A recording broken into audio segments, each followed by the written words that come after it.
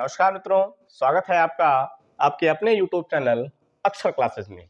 मित्रों, हम लोगों ने सीटेट की श्रृंखला प्रारंभ की थी। ध्येय बस इतना है कि आप इस बार सीटेट की परीक्षा को अच्छे अंकों से पास कर पाएं, जिसमें हम लोगों ने बाल विकास में वृद्धि और विकास इस पहले चैप्टर को प्रारंभ किया था और हम लोगों ने जान लिया था कि वृद्धि क्या है और विकास क्या है। जहां वृद्धि जो है वो एक एकाकी प्रक्रिया का नाम है, एक समय तक चलने वाली प्रक्रिया का नाम है। हमारे शरीर, हमारे अंग, हमारे प्रत्यंगों के बढ़ने का नाम वृद्धि है, हमारे मस्कुलर डेवलपमेंट का नाम वृद्धि है। वहीं पर विकास जो है एक जीवन पर्यंत चलने वाली प्रक्रिया का नाम है। अगर आप चैनल पे नए हैं तो इसे सब्सक्राइब जरूर कर दें ताकि आपके पास वीडियो जो है पहुंच सकें। तो आइए हम लोग प्रारंभ करते हैं आज की कक्षा को। और आज की कक्षा में हम लोग समझने वाले हैं वृद्धि और विकास में क्या अंतर है। यहां से प्रश्न पूछा ही जाता है, बहुत महत्वपूर्ण विषय है। और सीटेट में जो अभी तक प्रश्न पूछा गया वो यहीं से प्रश्न पूछा गया है, इसलिए आज की कक्षा आपके लिए बहुत बहुत महत्वपूर्ण होने वाली है। बहुत ध्यान से समझिएगा और जो चीजें आपको समझ में नहीं आती हैं उसे कमेंट में जरूर पूछिएगा। जो भी आपका डाउट है उसको आप जरूर पूछिएगा ताकि इससे जुड़े हुए जो प्रश्न हैं उसको आप आसानी से हल कर पाएं। तो आइए बिना देरी के हम लोग प्रारंभ करते हैं आज की कक्षा। आज हम लोग समझने वाले हैं कि वृद्धि और विकास में अंतर क्या है, क्या डिफरेंस है ग्रोथ में और डेवलपमेंट में। आइए एक एक करके समझते हैं। देखिए, वृद्धि जो है उसके अगर स्वरूप की बात करेंगे तो वृद्धि का स्वरूप कैसा होता है, बाह्य होता है, एक्सटर्नल है, उसे हम देख सकते हैं, वो प्रत्यक्ष है। अगर किसी व्यक्ति के शरीर की ऊंचाई बढ़ रही है, लंबाई बढ़ रही है, तो हम क्या कर सकते हैं, उसको देख सकते हैं। इसलिए देख सकते हैं क्योंकि इसका स्वरूप कैसा होता है, बाह्य होता है। वहीं पर अगर डेवलपमेंट की बात करेंगे, अगर हम विकास की बात करेंगे तो विकास का स्वरूप जो है इंटरनल भी है और आपका एक्सटर्नल भी है, दोनों है। यानी कि आंतरिक भी होता है और बाह्य भी होता है। दूसरे अंतर की अगर हम लोग बात करें तो वृद्धि जो है वो कुछ समय के बाद क्या हो जाती है, रुक जाती है। कुछ समय के बाद हमारी जो लंबाई है, हमारी जो ऊंचाई है वो नहीं बढ़ती है, वो रुक जाती है। और जबकि विकास की अगर हम लोग बात करें तो विकास जो है वो जीवन पर्यंत चलने वाली प्रक्रिया का नाम है, कभी पूर्णता को प्राप्त नहीं होती है। ये पूर्णता को प्राप्त हो जाती है जबकि विकास जो है वो जीवन भर चलने वाली प्रक्रिया का नाम है। क्या किसी व्यक्ति का नैतिक विकास कभी पूर्ण हो पाता है? क्या किसी व्यक्ति का सामाजिक विकास पूर्ण हो जाता है? मान लिया सामाजिक विकास कंप्लीट भी हो गया, नैतिक विकास भी पूरा हो गया, तो क्या किसी व्यक्ति का बौद्धिक विकास पूरा हो गया? कैसे मानेंगे हम?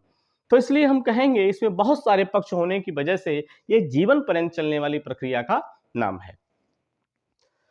अगर हम क्रम की बात करें तो वृद्धि का जो क्रम होता है वो क्या होता है, निश्चित नहीं है।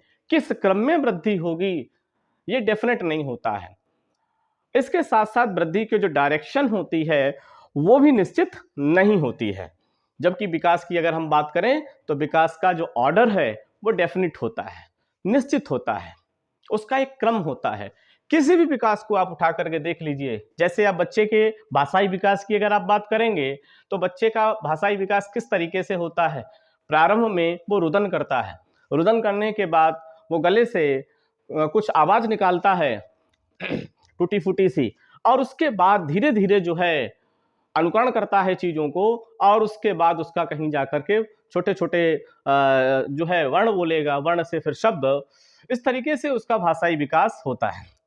इसी तरीके से हम लोग देखते हैं कि पियाजे का जो संज्ञानात्मक विकास है उसका भी क्या है, एक क्रम है। उन्होंने 4 चरण बताए हैं। इसी तरीके से मानव विकास को भी आप उठा करके अगर आप देख लीजिए तो उसका भी क्रम और दिशा क्या होती है, निश्चित होती है। उसका क्रम क्या है, तो हम लोग देखते हैं कि मानव विकास जो है शैशवावस्था, बाल्यावस्था, किशोरावस्था और प्रौढ़ावस्था से होकर के गुजरता है, तो उसका भी क्रम निश्चित है। इसके साथ साथ विकास जो है उसकी दिशा यानी कि डायरेक्शन भी क्या होता है, निश्चित होता है। सर से लेकर के पैर तक की दिशा मानी गई है, अंतः से लेकर के बाह्य तक की दिशा जो है वो मानी गई है। सफेलोकोडल जो है उसका डायरेक्शन माना गया है। जबकि वृद्धि की अगर हम लोग अगले अंतर की अगर हम लोग बात करें तो वृद्धि का हम मापन कर सकते हैं। देखिए, जिस चीज का स्वरूप क्या है वह है, जिस चीज को हम देख सकते हैं हम उसका मापन भी कर सकते हैं, हम उसको कोई अंक भी दे सकते हैं। तो वृद्धि का मापन किया जा सकता है। किसी व्यक्ति की हाइट क्या है, किसी व्यक्ति का वेट क्या है, इसे आप मेजर कर सकते हैं क्योंकि वो प्रत्यक्ष है, बाह्य है। जबकि आप अगर विकास की बात करेंगे तो इसका स्वरूप आंतरिक भी है और बाह्य भी है। आंतरिक चीज को आप कैसे सीधे सीधे माप लेंगे, बाह्य को तो आप माप सकते हैं। तो इसका स्वरूप आंतरिक और बाह्य दोनों होने की वजह से इसका आप प्रत्यक्ष रूप से यानी कि सीधे सीधे मापन नहीं कर सकते हैं। किसी व्यक्ति का कितना नैतिक विकास हुआ है आप कैसे बताएंगे, किस फीते से आप मापेंगे? किसी व्यक्ति का कितना चारित्रिक विकास हुआ है, किसी व्यक्ति का सामाजिक विकास कितना हुआ है, आप नहीं बता सकते हैं, सीधे सीधे मापन नहीं कर सकते हैं। मानसिक विकास कुछ परीक्षणों के द्वारा आप बता सकते हैं, आईक्यू के द्वारा बता सकते हैं कि कोई व्यक्ति जो है उसका मानसिक विकास किस स्तर का है। अगले अंतर की अगर आप बात करें तो वृद्धि जो होती है वो क्वांटिटेटिव होती है, परिमाणात्मक होती है, उसका एक परिमाण होता है। इसका मतलब क्या है कि अगर किसी व्यक्ति की ऊंचाई की बात करेंगे तो आप कहेंगे कि वो 6 फीट है या 5 फीट है, 5 फीट 12 इंच है, 5 फीट 2 इंच है। इसका मतलब परिमाण है, आप उसको एक अंक दे रहे हैं। जिसका स्वरूप बाह्य है, हाँ, उसी का आप मापन कर सकते हैं, जिसका आप मापन कर सकते हैं उसी का परिमाण होगा, उसी की मात्रा होगी वही। जबकि आप विकास की बात करें तो विकास जो है परिमाणात्मक भी होता है और गुणात्मक भी होता है, क्वालिटेटिव भी है और क्वांटिटेटिव दोनों होता है। वृद्धि की अगर आप बात करें तो वृद्धि एक बहुत ही छोटा पद है। वृद्धि का प्रयोग जो है आप सीमित संदर्भों में करेंगे, संकुचित अर्थों में करेंगे। जैसे आप मस्कुलर डेवलपमेंट के लिए कह सकते हैं, फ्रैंक कहता है कि जो हमारा मस्कुलर डेवलपमेंट है वही ग्रोथ है। तो संकुचित अर्थ में ही आप उसका प्रयोग करेंगे। आपके शरीर की लंबाई, भार, इसका बढ़ना ही क्या है, वृद्धि है, जो एक समय के बाद स्टॉप हो जाएगी। जबकि आप विकास की बात करेंगे तो विकास क्या होता है, एक व्यापक पद है। विकास के अंदर आप ऐसे समझिएगा कि विकास के अंदर जो है वो वृद्धि जो है वो क्या है, एक छोटा सा पद है जो इंक्लूड है, और इसमें बहुत सारे और डेवलपमेंट भी हैं, बहुत सारे और आयाम भी हैं, बहुत सारे और डायमेंशन भी हैं। जैसे आप कहें कि मानसिक विकास है, कॉग्निटिव डेवलपमेंट है, आपने कह दिया कॉग्निटिव डेवलपमेंट है, आपने कह दिया कि मोरल डेवलपमेंट है, आपने कह दिया उसका इंटेलेक्चुअल डेवलपमेंट है, आपने कह दिया उसका सोशल डेवलपमेंट है। तो तमाम तरीके के ये सब जो है आयाम है इसके, इसलिए विकास जो है वो एक व्यापक पद है। जबकि वृद्धि जो है उसका प्रयोग संकुचित अर्थ में ही किया जाता है। वृद्धि जो है वो एक पक्षी ही है, एक ही पक्ष है इसका। जबकि अगर हम विकास की बात करेंगे तो इसमें बहुत सारे पक्ष हैं, बहुत सारे पक्ष आप समझ गए होंगे, बहुत सारे पक्ष कह लें, बहुत सारे आयाम कह लें, जैसे शारीरिक विकास, मानसिक विकास, नैतिक विकास, सामाजिक विकास, संवेगात्मक विकास, तमाम तरीके के पक्ष जो है इसमें इंक्लूड होते हैं। तो इस तरीके से इन अंतर को आप क्या कर लीजिएगा, बहुत अच्छे से इस पर एक अच्छी सी समझ बना लीजिएगा, और अच्छी सी समझ आप बना लेंगे तो यहीं से प्रश्न जो है आपका पूछा भी जाता है। तो एक अंतर आप और याद रखिएगा कि अगर किसी व्यक्ति की वृद्धि हो रही है तो वृद्धि होने से उसका विकास हो भी सकता है और नहीं भी हो सकता है।